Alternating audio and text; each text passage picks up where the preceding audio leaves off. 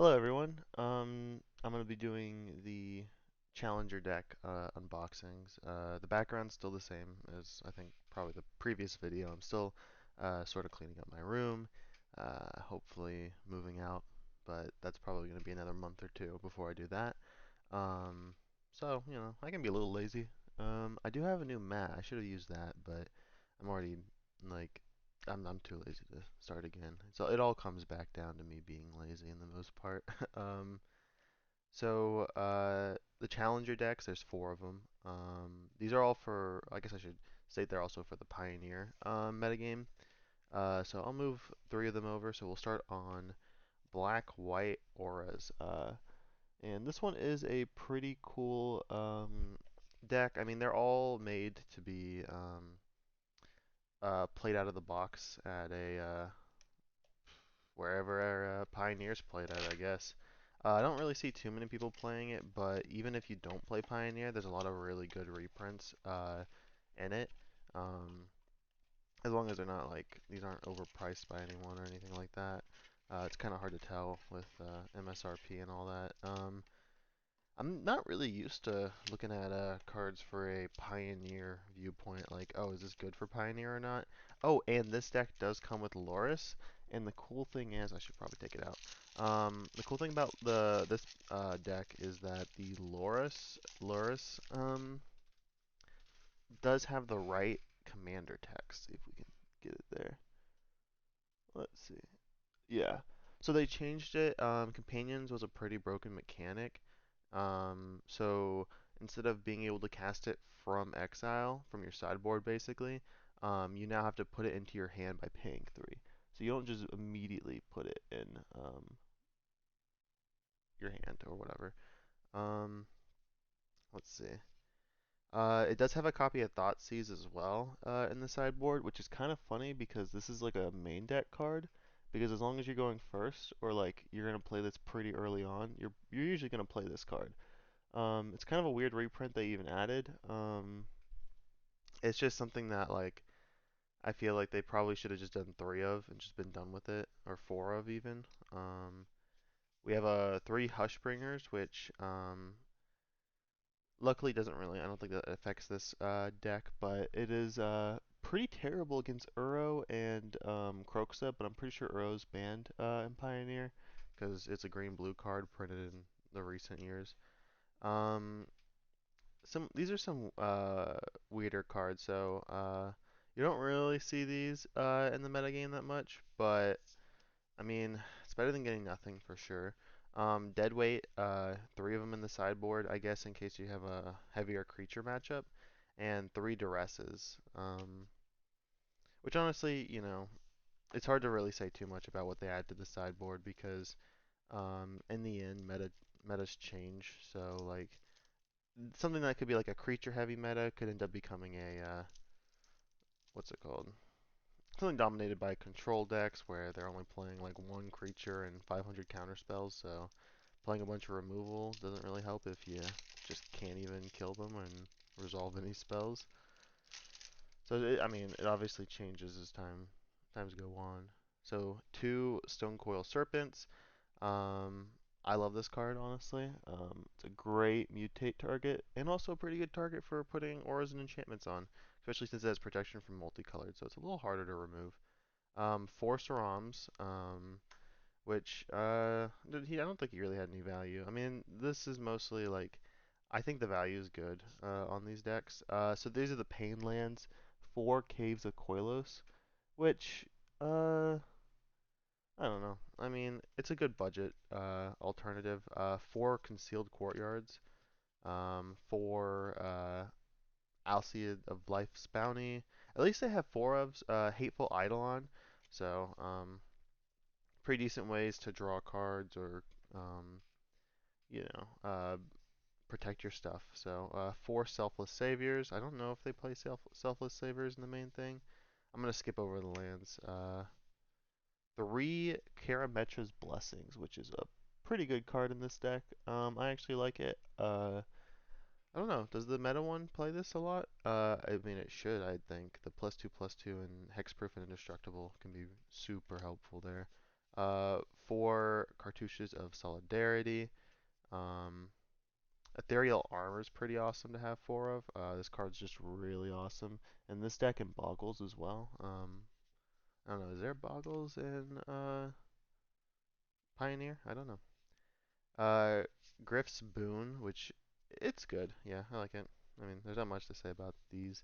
I mean, for the most part, these are just, uh, you know, 4 ofs, just auras that you just, this gets +1/+1 for each artifact and enchantment. This one gets vigilance and +1/+1 and can be escaped from the graveyard. This one gets +1/+0 and flying. If you could see it. Um, it's a pretty resilient deck. I mean, for the most part, there's not much to say about it. I mean, there's not like I don't know if people really even play it. I don't know anyone. Like I haven't seen much streams about like people playing against that in Pioneer. But I also don't know if there's that many people streaming Pioneer anymore or at all. It used to be pretty popular when it first came out as like a good alternative to Modern because the prices went so crazy. But the problem is the Pioneer prices went crazy because everyone bought it out. So it kind of defeated the whole point of the format in a lot of ways. Because now it's just basically standard 2 since all the standard cards make it in. So I'll probably look through the main deck first before I look through the sideboard. Probably just be a better idea, I'd say. So we're going on to mono red. I mean, I guess there's probably not much to say about some of these decks because they're pretty simple in what they're trying to do. Like auras is trying to get auras on creatures and draw cards to get more auras, and then kill your opponent fast with big creatures. This one is mono red, so you got 4 Bomat Couriers, 4 Soulscar Mages, 4 Bone Crusher Giants, which are just awesome. 4 Get 2 Lava Runners because this is running a bit more of a Wizards package. Um, like you'll see what I mean. We have Monastery Swift Spear, which is just a staple in Pioneer and pretty much anywhere you can put it. It's an uncommon, yeah. Vishino Pyromancer. I actually love this card.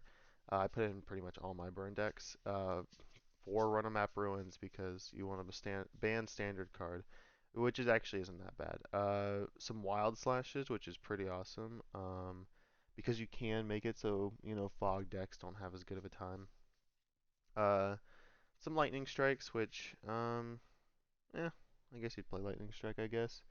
Light Up the Stage, which I honestly add to every burn deck nowadays anyways too. And Wizard's Lightning. So this is why you're playing the Wizards. So like Vishino, Pyromancer, and Get 2 Lava Runner, because this becomes a 1 mana 2/2 with haste in the late game. Could be a top deck just to kill your opponent, like another shock, but more can like you can hit again and again and again. Vishino Pyromancer, which just does 2 damage when it enters, which can be really helpful. And then you also have Soulscar Mage, so you have 12 wizards in the deck. And then it's not a terrible like late game top deck where you just need to, you know, oh, I just need to get my what is it called?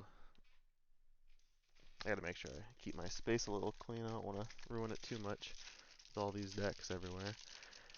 And I'll have to clean this all up. But I am probably going to test these all out, and I might actually review them if you guys want. Just let me know. Not that there usually is people this far into the video. Probably should focus on that. But Chandra, Torch of Defiance. Only one of in the sideboard. I don't know why you would just play one. Honestly, I'd probably rather have the 6 mana one because you'd go up against control decks and give them an emblem is a lot more important. Roiling Vortex is also pretty good, doing 1 damage at each upkeep and preventing life gain. Um, and also, it has like a weird, when a player casts a spell, if no mana was spent to cast it, it does 5 damage to that player. It's just such a weird card to randomly have. I do like the Goblin Chain Whirlers. These guys are great. They're fun. I wouldn't say they're great, but they're fun. And I guess they are great. I did say they were great, but I don't know. It just depends on the meta, how many like 1/1s we're dealing with. Searing Blood. It's not focusing. Oop, come on, focus. Oop, there we go. So 2 damage to the creature, and when it dies this turn, 3 damage to its controller. So 4 of these are honestly just amazing. And then 3 magma sprays in case you need to shock something and exile it forever. So Sideboard's not terrible, but it does need a little bit of work. I think that's probably going to be the case for most of these decks. Most people were pretty disappointed in Spirits, mostly because if you're going to be playing Spirits, I feel like you don't want to do Azorius. You probably want to be more Bant because of Collected Company, because that just adds so much to your deck just right there. Bunch of stuff, explaining things that we already know. Okay, put that over there. And then more stuff to put on the side. So, one thing that was kind of weird was the Brazen Borrower, because it's just weird that it's like in there. Um, I have seen it played in Spirits before, but not good Spirit lists. Like they're not like top tier ones. It's just kind of like a weird extra card they added for some reason. Like it's good value to get it because you get a Brazen Borrower, which is worth a little bit. But it is also weird to be like, oh, okay, we'll just put a Brazen Borrower in a Spirits deck. I mean, it does have a little bit of synergy with the deck, but not enough that it would be better just to have more copies of some of the better Spirits. Like, I'd probably want another Mausoleum Wanderer. So for the most part, this is like a tribal deck with some of the staples. Like, you're going to get ones of. So, like, Remorseful Cleric, you're going to get a one of. And it's like a good stop flashback cards, stop people from playing their graveyard. Get your creatures indestructible is really great. You can give spirits hexproof with rattle chain, so four of those is awesome. Let's see, a 2 mana 2/2 flyer that you can tap two creatures to tap a creature you don't control. I don't know if I really like that. Supreme Phantom, great because you're gonna want the +1/+1. So having a Lord in the deck is great. Two Spell Quellers, which honestly, why not just do the full three, like 3 or 4? Because this is one of Spirit's best cards. This literally just kills you most of the time because you're expecting to do something and then like and also if you have like if well, you can't do it in Pioneer, but if you had a Teferi and they got rid of Spell Queller, they don't get their spell back. Um, so we got two Glacial Fortresses, four Temples of Enlightenment, which is so weird for a deck that's trying to play with one drops. Like this is like a control deck card. Like I would just get rid of those immediately, pretty much. Four Spectral Sailors, not terrible, but you probably won't see them too much in the lists. Watcher of the Spheres, not really played in Spirits all that much. There's probably better Spirits you can do. Imperial Prairian Eagle to give other creatures a flying +1/+1. This card's pretty good because it's a spirit and a bird, so you can put them in both, and it just generally gives creatures with flying +1/+1. So it's not terrible. I like it. It's great. It's a good card. So we got some plains, islands, some really basic stuff. I do like the Lofty Denials. I love this card. Anytime I play a Spirits deck, being able to counter spell for like 2 mana, normal counter spell, but unless they pay 4. So usually if you're killing them on turn like 6 or 7, it's pretty hard to pay the 4 for your 3 or 4 mana spell, unless you didn't as land drops or ramped. Ah, bless you. So Spell Pierce. Spell Pierce. I mean, I don't know. That would probably be more of a sideboard card in my opinion, but what do I know? Because like, oh, I'm gonna go up against mono green aggro, and I'm gonna Spell Pierce their really bad fight spell. Like, I don't know. Like, if you're gonna do it on like game one, it seems kind of weird, a little strange. So, isolate, exile target permanent with converted mana cost 1. I don't know if that's too good in this format. I don't know how many one drops that are so problematic that you'd want a whole sideboard slot for them. Aether Gust is good. That's a card I would put in there. Seal Away is a maybe. I would, I would, I don't know. Probably not Seal Away, but a better removal spell. But at the same time, if this is for budget, I actually understand this is not terrible. Um, two Spell Pierces, so there's the other two. Um, Devout Decree, exile target creature or planeswalker that's black or red, and you scry 1. So 2 mana sorcery, not bad. And then there's it's an enchantment, 2 mana, enters the battlefield. Exile target creature with mana cost 3 or less until it leaves the battlefield. Um, I'm pretty sure they literally just printed a better version of this, isn't there? Or is Portable Hold? Portable Hold's two or less, right? So not a better version, but and then 1 mana Light of Hope. You gain 4. Destroy target enchantment or put a counter on it. Put a counter on a creature. Yeah, I feel like there's better cards to be put in there. Like I'd probably want a more versatile um sideboard card than something that really only like your 1 mana lose a card, gain 4 life is not that great. Like it's okay against burn. But I don't know. You'd probably rather just be countering burn spells than trying to do all that, really. So here is the last deck, and it's probably everyone's least favorite to play against. Uh, so probably most of my friends would imagine this would probably be my favorite deck to play, and they wouldn't be entirely wrong. You can already see the Omniscience in the sideboard. You know you're doing something busted when Omniscience is the card you just like throw out there. You're just like, I might put that in my deck. Might do it game two. Why not? Um, but also you saw the front card where it's you get to search for a card, so the sideboard does kind of get messed up because of that. That is one thing I don't like about those search your sideboard cards is because you end up filling your sideboard up with so much stuff.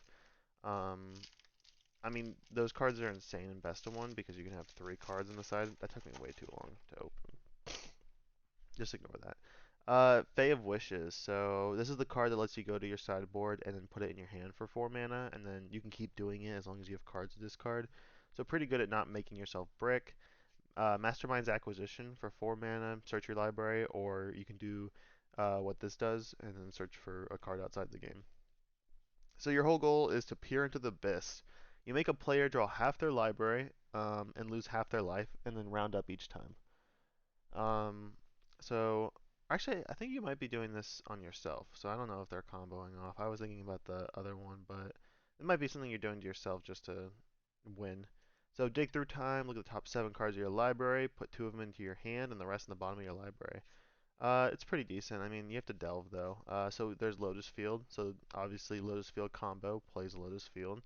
The whole point is you play cards that untap lands and you use it to ramp by basically just continuously untapping Lotus Field. Uh, 4 Thespian stages because it can pay 2 and become a copy of a land.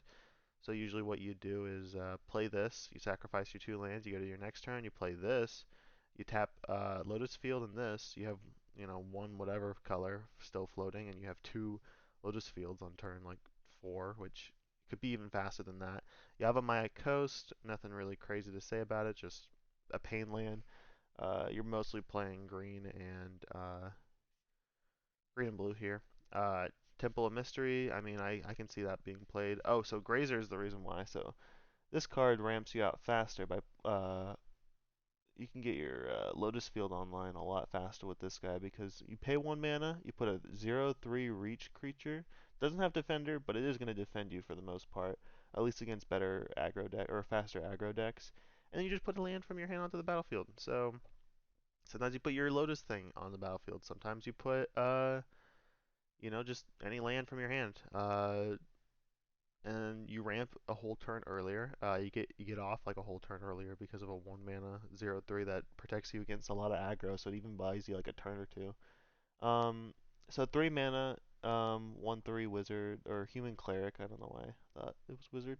And you untap a target permanent, or 2 mana you cycle it and then you untap a permanent. So the whole point is you cycle it for 2 mana, you untap this because it's a permanent, and then you draw a card and then you make 1 mana. So you kind of use it as like a weird ramp spell, and in worst case scenario, it can be a good blocker and a ramp card on its own.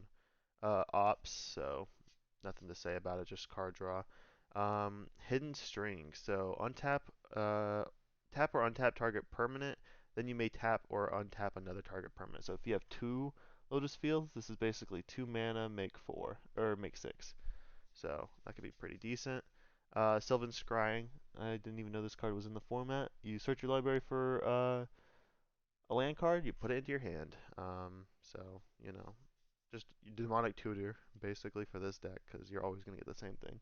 Strategic planning. You look at the top three, put one in your hand, the rest in the graveyard. So pretty simple. Pour of the Pages is pretty nice. Draw three, untap two lands, then discard a card. For 5 mana, it's a bit, but you're gonna get there pretty easy. I mean, yeah. So this does play four. So the whole goal, I guess, is to. How does this thing win? Where is the win condition? Like, I really have to look at it. I'm like, what am I doing here? Is the combo just completely in the sideboard or something? Because, I mean, I see ramp and stuff. Do we only have... Okay, so we have three Fey of Wishes and that to look in the sideboard. So, now onto the sideboard to find out if there's a possible way to win. I mean, I imagine you play Omniscience and then you play Peer into the Abyss to get your other half of the deck and then probably just do a bunch of bull stuff and try to win from there. So Omniscience is um, it's pretty self-explanatory. There's not much to say about it. Let's see if I can get it focused. You may cast spells from your hands without paying their mana cost. You have another. Oh, okay. I see what you're doing. Yeah, I can see you. So peer into the abyss again, and then approach the second sun. Uh, if the spell was cast from your hand and you've cast another spell named it, you win the game. And if not, you gain 7. You put it seventh from the top. So you have Sweltering Suns, 3 damage to each creature. Shifting Ceratops? Shifting Ceratops. I guess it's kind of weird. Can't be countered. Protection from blue, and then 1 mana. Give it haste, trample, or reach. Um, so that can be pretty decent. Thought Distortion's an amazing sideboard card, especially against control. If you're playing black, which this deck technically is, even though it's blue-green, it technically has the black. It can't be countered, and then your opponent reveals their hand. Exile all non-land cards from their hand and graveyard. Um, or non-land, non-creature. Sorry. So you're mostly doing this. You're not gonna be able to do this against a creature deck, but like against a control deck, you know. Oh, okay, I'll just even you could even do it against burn sometimes. Just okay, I'll just remove everything, you know. If you can get off fast enough, you could literally just thought distortion them. Void Snare. Return target non-land permanent to its owner's hand for 1 mana and that. Crazy. Blink of an eye. You can kick it and then draw a card. This is such a weird sideboard because you know you're doing it from the fairy. So 0 mana, sacrifice it, exile all cards from a player's graveyard. Negate, so you have one of those, and 2 wilts. So destroy target artifact or enchantment, and you can cycle it for 2 mana to draw a card.